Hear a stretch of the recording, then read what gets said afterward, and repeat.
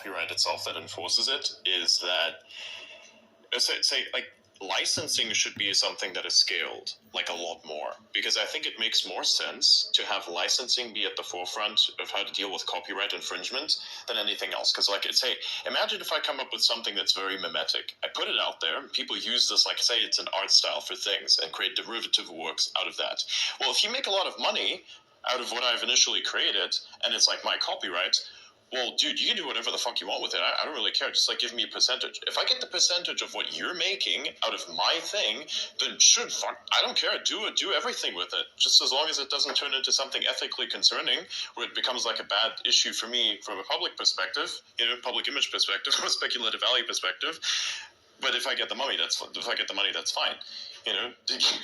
Why not? It's the same thing with like Warhammer 40k, where like Warhammer 40k is this video game, right? And it has an extensive. The best quality of the game is not the game itself, but it's the lore that's behind the game.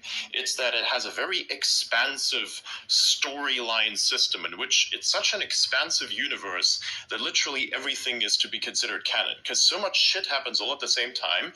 It doesn't even matter if it happened or it didn't happen. Canonically, it's all just to be considered canon anyways, because like there's 30 wars happening every day. Like nobody cares, right? But then somebody tried to create something out of this, and they wanted to create this movie that's called Astartes, right?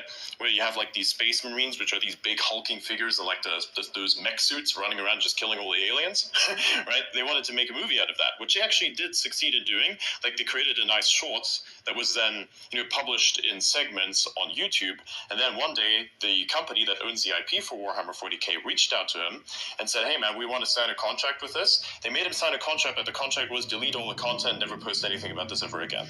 So they could have mainstreamed what Warhammer 40k was to an extent that we have never seen before, but they killed it because they're stupid as fuck. If we had licensing, then this guy could have just gone ahead and made billions perhaps off of like, turning this into movies.